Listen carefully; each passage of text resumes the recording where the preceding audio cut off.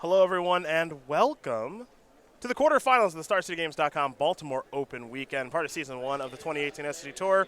Brought to you by the wonderful people over at Ultimate Guard and Twitch. It's Cedric Phillips and Todd Anderson here in the booth. Nick Miller is down there in the feature match area, telling these players to get this party started. They'll shake hands, good sportsmanship, and we are going to watch Michael Powers with Gorios as foretold against Alexander Ferzola with the very powerful Humans strategy, one that Todd Anderson, you are very familiar with. Yeah, I played Humans last week to a top 8 finish in SCG Atlanta Team Open, and deck's very good, very disruptive. Cards like Meddling Mage are significantly better when you have deck lists, which is important here. Cards like Thalia can slow down the combo elements from Michael's deck, but he has certain draws that can kind of start looking like a control deck, you know? And like if he just uses As Foretold with Living In as a Wrath of God, you know, whether or not he gets back a creature is not that relevant against the human deck specifically because, you know, you just sweep their board. But, yeah, I think Humans is favored, but if he doesn't have a second land... Oh, no. Alexander may not have a second land at all? You see Faithless Looting discarded a couple... Oh, boy. Discarded a couple copies of Gristlebrand. We could have Gorios Vengeance on Gristlebrand right now as there's a Bloodstained Mire. How does he have it? I never have it. I never turn 2, except on camera against Pat Cox. He's fetched that swamp so fast. Wouldn't you? If you've got Gorios Vengeance, Gristlebrand, he can't even shuffle. He can't even shuffle. He's so excited. Alexander's so dead. This is bad news. No second land. Vial on 1's obviously a great start. Noble Hierarch Champion of the Parish can come out of there. But if Michael Powers has Gorios Vengeance on Gristlebrand right now, we're not even going to see the As Foretold portion of this deck. This game could just be over. Yeah, I mean, he doesn't have a combo kill this turn. What he can do, though, is set up the perfect 7, discarding all of the combo pieces like Kiki Jiki, Deceiver Exarch, etc., and then use As Foretold to bring them back and combo kill old school Splinter Twin style. Okay. Well, there's Gorios Vengeance. Here's Gristlebrand. Look, if this was what I was doing on turn 2, my opponent would be dead because I would be either Nourishing Shoal or playing Fury of the Horde to untap my Gorios or my Gristlebrand over and over again until my opponent died. Well, here's our first Gristlebrand activation. Just saying. Michael Powers is down to 12.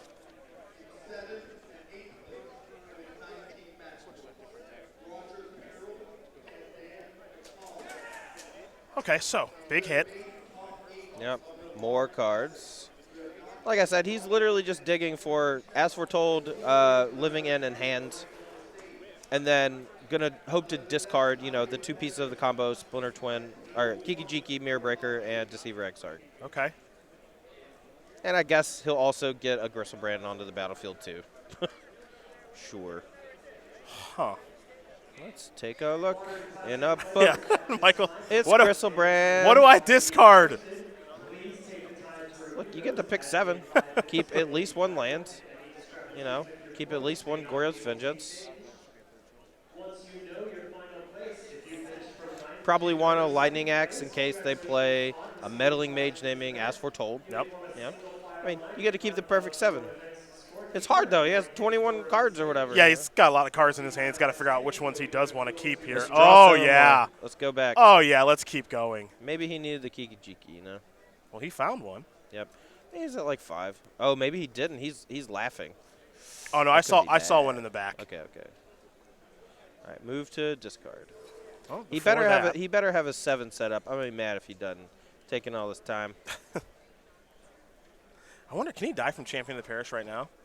5 life. Yeah, he definitely can. Yeah. Double Lieutenant. Double Lieutenant. Mm-hmm. If he draws a land, Vault takes up to 2. Lieutenant Image also does it. True. And even Thalia might slow him down enough, you know. Oh, boy. That last draw 7, a bit dangerous. It is a little risky. But, you know, your opponent missed a second land drop. You got to assume, got to go for it. Got to make sure you have the 7 to kill your opponent next turn.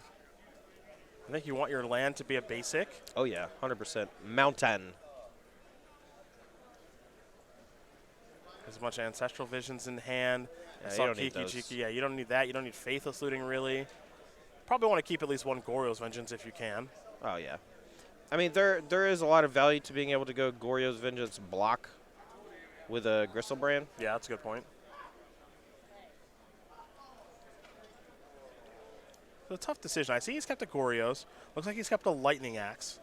And at least a land. Not sure if he's found As Foretold and Living End yet. Boy, this deck is a hoot. Yeah, I'm pretty sure he found it. Okay. Saw 21 cards, right? Yeah. You would think. It's, over a third of the deck. And you said he should not keep Faithless Looting. Well, if he didn't find it, maybe he needs to keep Faithless Looting. Okay. Is there Simian Spirit Guide in this deck at all? I believe not. Up two. Up two. There's You're two. right. Okay. This deck is something else.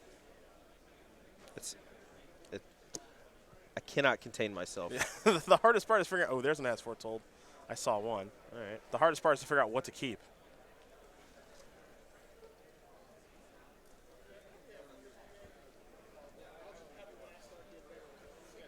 We do have an update on a different match. Brendan Candio is off the schneid. He won his match. Man, coming in clutch. That's right. So Team BCW appears to be on the board. DeCandio wins. We'll see how Tannen Grace and Ross Merriam are doing soon enough.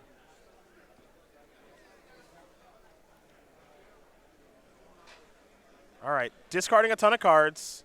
Ooh, Thirst for Knowledge. I haven't seen that one in a long time. Yeah, there's one up in there. Dude, it lets you set up perfectly. Turn 3, Thirst for Knowledge, discard Kiki Jiki and Deceiver Exarch.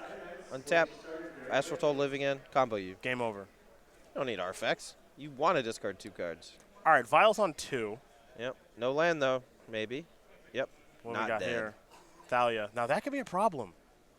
I assume he kept a Simian Spirit Guide if he drew one just for this specific instance. Maybe. I know he kept a Lightning Axe just in case Alexander did have a Meddling Mage. But he is at 3 life. He could also just spend 3 mana, Gora's Vengeance, a Gristlebrand, and block. That's true. That does lose to Reflector Mage off the Ether Vial, though. Oh, boy. Got to be careful. Vial is up to 3. I guess As Foretold Spirit Guide doesn't even do it because you have to spend 1 for the Living In off the As Foretold. That's true, too.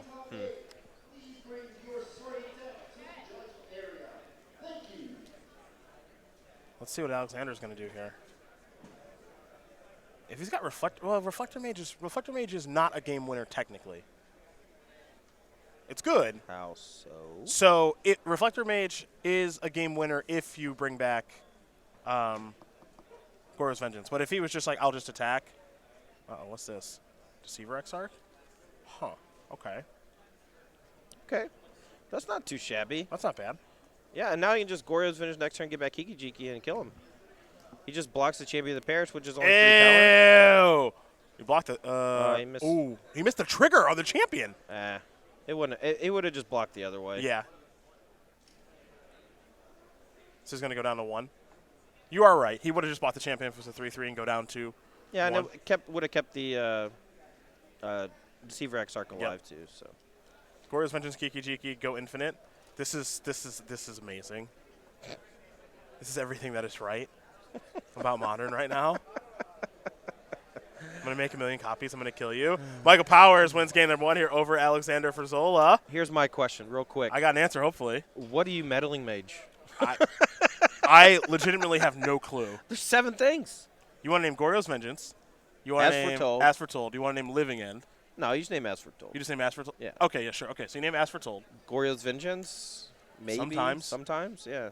They have Lightning Axe and Is It Charm to kill your stuff, though. Right. And then some stuff in the sideboard that we will get to. As Goryo's As Foretold does win game number 1 here over Humans. Michael Powers puts his team on the board as we are going to have a few messages from our sponsors. Can we prepare to take a look at some sideboards here between Michael Powers and Alexander Ferzola? We're going to start with Humans. That's kind of a normal one. 2 Sin Collectors, 2 Graph Digger's Cage, 2 Zathra Necromancer, a Selfless Spirit, a Reclamation Sage, Mirren Crusader, Oriok Champion, Kentucky Wars Wage, Hostage Taker, Is Staticaster, Campbell Council of Allocation. Todd, you've played Humans. What would your approach be from Alexander's seat? As much disruption as possible. Sin Collector, an obvious include here. Michael Powers' deck is full of instant sorceries that you can steal, and disrupting their combo alongside Kitesail Freebooter, Meddling Mage, and Thalia is exactly what you want to be doing. Grafdigger's Cage, awkwardly, does not work against Living In. It's a very weird interaction. Don't bring it in. even though it stops Goryo's Vengeance, I don't think I would bring it in. Okay. Well, I'm going to go to Michael Powers, who's got 3 Collective Brutality, 2 Gonti, Lord of Luxury, 2 Anger of the Gods, 2 Engineering Explosives, 2 Repeal, 2 Sorcerer's Spyglass, a Nimble, Obstructionist, and a Dispel. Angers, maybe? I don't know, man.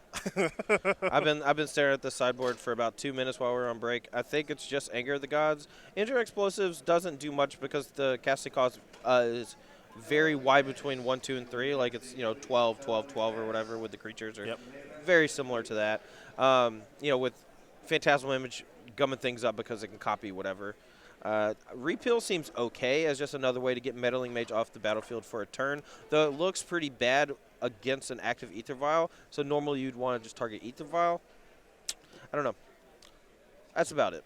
All right. Well, those are the options there for both players. None of this matters if Michael Powers does what he did last game.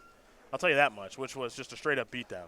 Well, if Alexander Ferzola had hit his second land drop and cast Athalia on turn 2 after putting a Champion of the Parish on the battlefield with Ether Vial, that game would have been significantly different. That I agree with. So, I mean, as long as Humans does its thing, has an aggressive start, a little bit of disruption, that's all the deck wants to do, Got a little update in this match where we got James Liu with Black Green Constrictor. He's up a game here over Brad Gutkin. Told ya. Blue, white, Historic. Well, fair enough. Fair enough. And now all I need is for Sultai Delver to 2-0 Food Chain, and then, All right, Alexander. He's on the play. 11 mana plays a Cascade Bluffs.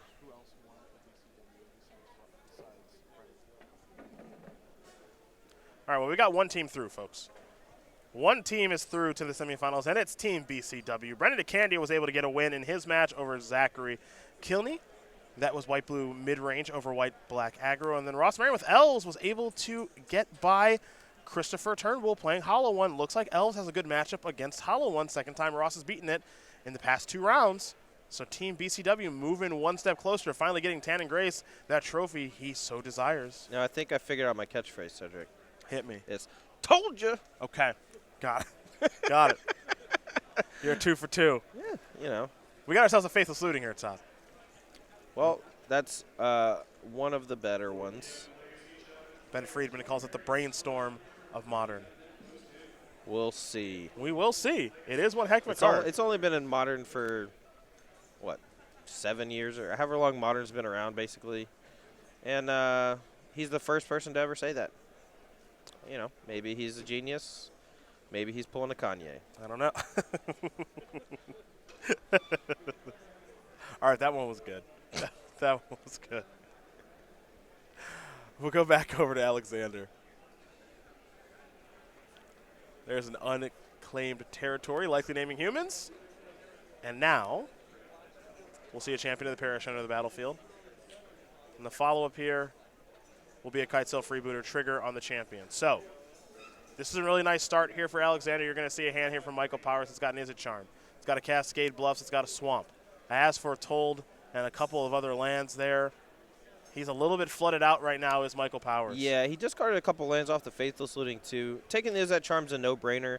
The odds of Michael Powers just, if he takes As Foretold, Michael Powers is like 95% to just Izzet Charm the Kitesail Freebooter on his turn, using his mana efficiently, curving into the As Foretold on 3, and hopefully finding something big to do off of it. Deceiver Exarch the draw. You got to remember, this deck's draw steps can literally be anything. You just don't know what's coming. If you hid this deck list from me, that's right in front of me, okay. You hid it from me, and you told me he was playing, one Through the Breach in his deck, he had a sideboard Madcap Experiment combo, sure. Totally normal. Believe you. Yeah. You see that all the time. I mean, I do it pretty often. Here's another Kitesail Freebooter. Oh, don't miss the trigger. You get to stack them how you want, so that's, he can do that. It's fine. So Champion of the Parish is now a 3-3. Freebooter's going to take As Foretold, leaving Michael Powers with lands and Deceiver Exarch. The other thing about this Humans deck that is very scary is that the clock is very fast. As here's an attack for 4. Michael Powers is going to fall down to 16.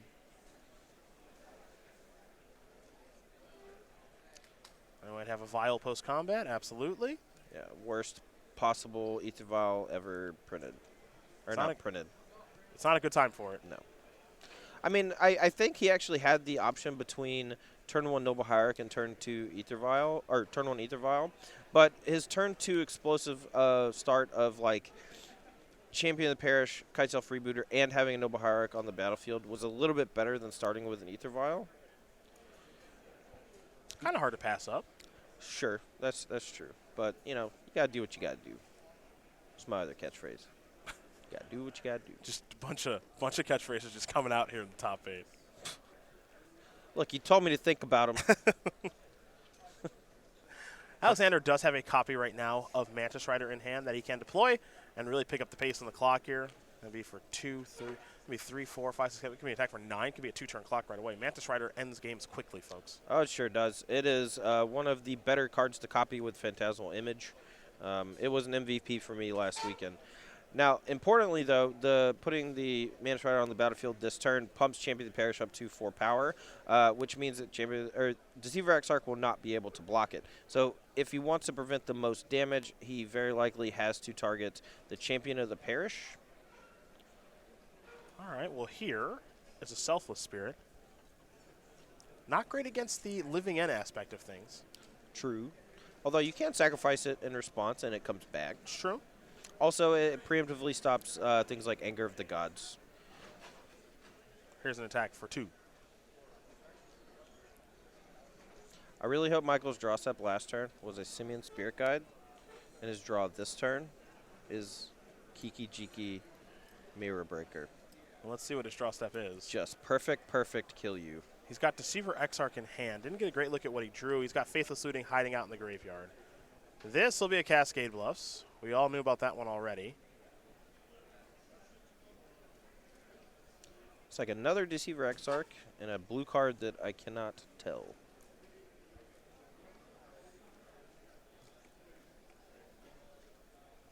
Maybe it's Ancestral Visions. Who knows? Would not be ideal. Another Deceiver Exarch can buy him some more time. Functionally, though, not doing a whole lot against the flying creatures from Ferzola's side. Yeah, I think that's the biggest issue right now is just the flyers are causing a lot of problems. And if Mantis Rider does show up here, which it looks like it might, yep. Champion's going to get another counter. That's a 1-round Modern event. You have 10 minutes to register at side events. And we're going to see some beatdowns here. Oh, is it Repeal? Maybe that's what the card is, an alternate picture Repeal. Repeal could be okay it's right now. It's foil. I want to know so bad now. Looks like Sultai Delver up a game now over Food Chain. Or Roshan Eapen up a game here over Cosmo Kwok. What a name. What names, plural. Although Yeah. Cosmo Kwok is a sweet name. Cosmo's dope. I actually met him earlier in the weekend. He brought me a beast token to sign, I believe. Nice. I don't see many of those lately. They're not running around as much as they used to. Yeah, no one's trying to cast beasts with it. It's true. Garrick Primal Hunter not seeing as much play as he used to. What I'm saying is I picked the wrong token. Can't all be goblins. Well, they just die a lot, so it's not great. Squish. They do just die all the time. Power's here trying to determine the best creature to tap down to prevent the most damage.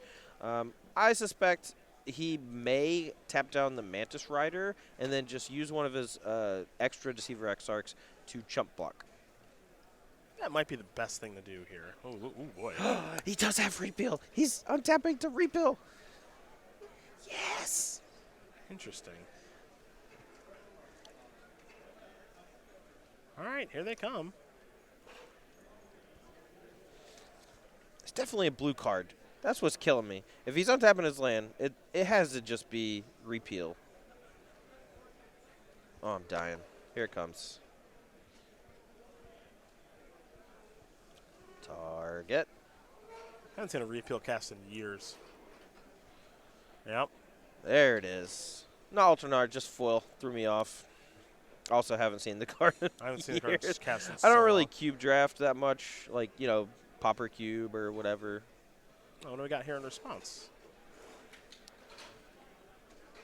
It'll be Lots Thaya's boy. of damage. Thaya's lieutenant.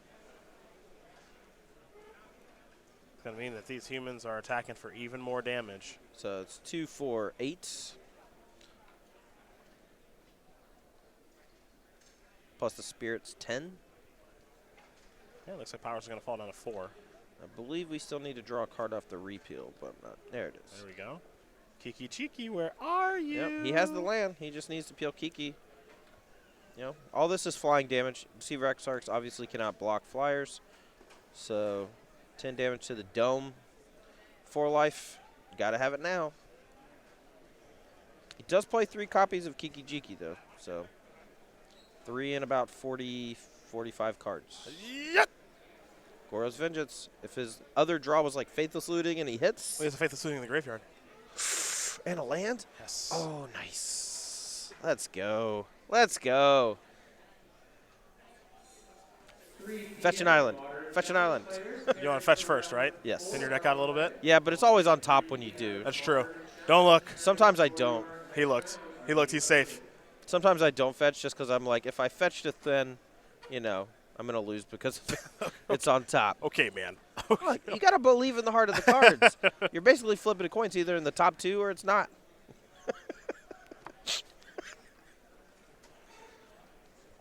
All right, 2 looks with this flashback on Faithless Looting. 2 mana Goryo's Vengeance in the graveyard, or in hand, to bring back Kiki Jiki from the graveyard. This is it. This could be the end of the match for Alexander Ferzola if Michael Powers hits. And it's that or bust, you know. I don't think he has a 2-card combination that sweeps the board for 2 mana. No, I think it's got to be here. 1, 2. Show me Kiki Jiki. Show me a red card. Nope, Not nope, there. nope, All right. Alexander Ferzola. It was the next card. It was the next, card. Alexander Ferzola is going to win game number 2 here over Michael Powers. Humans and Goryo's, as we're told, are getting ready for a 3rd and final game. And we'll do a quick 1-minute break. We'll be back for the 3rd one.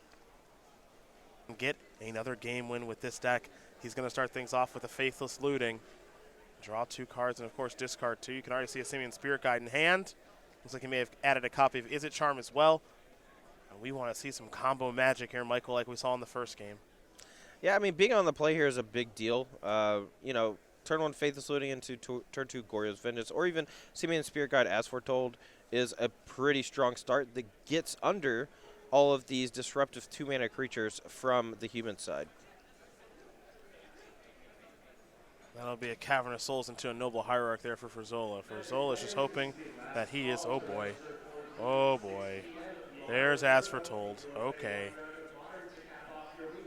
I don't think he has any sweet combo elements just yet, but at this point, a living end off the top is going to act effectively as a Wrath of God. If he's able to put a few more creatures into the graveyard, it'll be a Wrath of God plus bring everything back, which is pretty nice.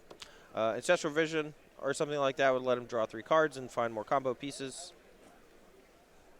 It's a powerful card, even when you're not using it degenerately to cast spells that you might not normally be able to cast, such as Living End.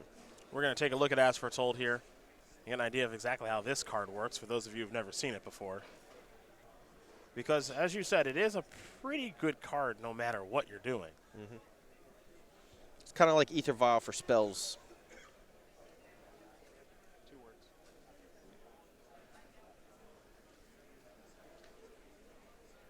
That's a good way to put it. Yeah, I mean, there aren't any 0-mana creatures that, you know, wrath the board and bring your entire graveyard back. But You're going to see an attack here with Noble Hierarch. Thalia before the Noble Hierarch. As Foretold says, at the beginning of your upkeep, put a time counter on As Foretold. Once each turn, you may pay 0 rather than pay the mana cost for a spell you cast with converted mana cost X or less, where X is the number of time counters on As Foretold. So, 1 counter on it now. yeah, Thalia hurts it a little bit. It looks like he actually drew the Living End. So if he hits a big creature here, he can either play land or pitch Spirit Guide, and then play the Living End for 1 mana off of the As Foretold, which will sweep the board and bring back some creatures. Kiki Jiki is going to. I think the game is over. The game is over. Is there a Deceiver Exarch? The in game is graveyard? over. The game is over. The game is Oh over. The game is my. over. The game is over. The game is over. You are dead. The game is over. Okay. Oh, we did it through Thalia on game- turn 3. On turn 3, the game is over. All right. That is. That's game, boys. That's game. Brad.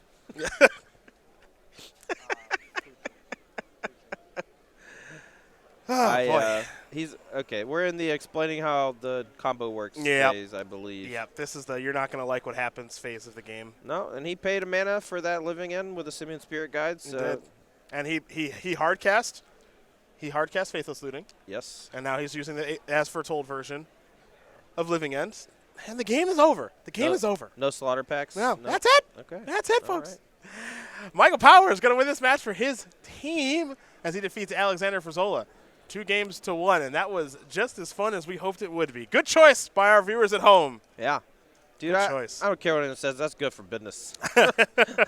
that's just some good old magic. Aye. Just as Richard Garfield intended. Absolutely. Cosmo Kwok with Food Chain. You're going to have to top that, my friend, against Roshan Eapen playing Sultai Delver. You can see Roshan is currently up a game over Cosmo. I'm hoping we still got some matches to be played there on the top shelf. It looks like we do. And you see below Black-Green Constrictor in the hands of James Liu against Brad Gutkin playing Blue-White Historic. Yeah, it looks like Constrictor and Sultai Delver both up a game, but more importantly, Cosmo Kwok, Michael Powers, Brad Gooden up a match. Yes, that is certainly good for them. One of them needs to come back 2-0 from a game loss, but, certainly doable. All right, let's take a look here. What do we got going on? Cosmo Kwok's got some lands, got a Mist Hollow Griffin, a Pithy Needle, a Misty Rainforest, and a Polluted Delta in hand. The lands on the battlefield, 2 tropical islands, a bayou, and an underground sea, along with, it looks like, an Eternal Scourge on the battlefield. For Roshan, I see a Tarmogoyf and an Insectile Aberration doing some attacking. Couple of lands out there, and, of course, the Thoughtseize being cast. Kwok at 5, Roshan at 14. So you want to know why Food Chain is bad Or good. or good? What you got? Okay, well, it's bad. But I was going to say, so even if he draws Food Chain right now, the best he can do is put, like, a Mist Hollow Griffin in play. Why is that the best he can do? Because he doesn't have any of the other combo pieces. He makes infinite mana, and he casts a Mist Hollow Griffin from exile. I'm pretty sure he's about to hit the one out of his hand to the graveyard with this Thoughtseize. The Pithy Needle, not really doing a whole lot. We got Delver Seeker's Tarmogoyf smashing in. Just not the best draw right now. That's all. Sure. Pithy Needle going to go to the graveyard. I compare Food Chain and Allurin as very similar cards, where sometimes the combo comes together, you do something cool and ridiculous. Most of the time, though, you win with your Deathrite Shamans, your Baleful Shardless Agent, and Level. Well, let's see. Cosmo knocked his deck hoping to draw something good. He picked up a copy of Abrupt Decay. And that can take care of Tarmogoyf or Insectile Aberration. Yep. Either one. It also can't be countered, importantly, with the Abrupt Decay. If he just goes to cast Miss Hollow Griffin from exile to block Delver of Secrets. Ooh, he's getting aggressive. Oh. Okay. Eternal Scourge. Get in there. Let's go. We're going to go back over to Roshan now. That is an attack. Okay. All right. So we're going to use Abrupt Decay on the Tarmogoyf here. I don't mind it. It saves you from lethal. It is a 5-power creature. I was thinking he was going to block with Eternal Scourge, but that's not really where you want Eternal Scourge to be. You don't want it in the graveyard. Nope. If we draw Food Chain, we will turn our Eternal Scourge Food Chain board into double Miss Hollow Griffin board with an Eternal Scourge. So that's kind of cool. All right, here's another attack. Vendilion Click was the draw. I think we might just go with that instead of Miss Hollow Griffin. Though that's a little bit risky because Vendilion Click can die to Abrupt Decay. Yeah, I think I actually just like casting Miss Hollow Griffin instead. Spell Pierce Daze, these are not cards you need to worry about too much. However, I think Roshan may have a copy of Force of Will and a blue card, and if that's the case, I think this one's over, folks. Yeah. There's Force of Will. There's your blue card, and that is going to do it. Roshan Eapen's going to win this match here over Cosmo Kwok. 2-0. Salty Delver will take care of Food Chain. That means we're all tied up, and we got to turn our attention to some standard magic now as these teammates are going to huddle up and get ready for the most important match of their tournament lives so far. Back against the wall. We got Black-Green Constrictor against Blue-White Historic. What is going on here? Teferi v. Vraska. Okay. Classic battle. Gorgon versus old guy. We're going to take a look at the battlefield here, and it looks like that's all that's going on for each player. It's just a Planeswalker with a lot of loyalty. 6 p.m. Modern Turbo. Energy there for Jacob Ball. Counter means that looks like James Liu has 9 energy. We'll see which one of these Planeswalkers is better between Teferi and Vraska Relic Seeker. Oh, I know what just happened. We went to Teferi, tick up, draw, untap, settle the wreckage your entire board. Vraska stuck around. Otherwise, if the board was clear, I think Teferi would have ticked down and gotten rid of the Vraska. Well, there's a Virtuous Gearhawk. Oh, boy. Going to spread out some counters here. Pass the turn back. It looks like Brad doesn't have much going on in his hand right now, as he'll draw a card. I see a lot of white border cards in hand. I see a lot of white border cards. What's the that's bad news. That's not good news. It's not good news at all. Trying to think of a card. I mean, I guess he could just draw another Settle or Torrential Gearhulk. The Vraska is threatening right now to put Brad down to 1 life, which will leave him dead to a number of things, specifically Walking Ballista. But he also just needs to draw like a Settle the Wreckage or Torrential Gearhulk right now. Well, there is always the fear, right, that if James hasn't seen Brad's hand, obviously, Brad's got the ability to say, okay, I'm going to bluff Settle, so you can only attack with 1 creature or something like that. But then again, Vraska's ultimate could say, I'm totally fine attacking with 1 creature. Yeah, puts you to 1. I mean, you lose the Vraska, and a disallow plus Settle the Wreckage could be disastrous. So I actually just, with the Vraska being able to just continually tick up and make threats, the Teferi, Well, the jig is up. Yeah, duress makes it easy. What's that? That is Wizard's Retort. Oh, counterspell. Okay.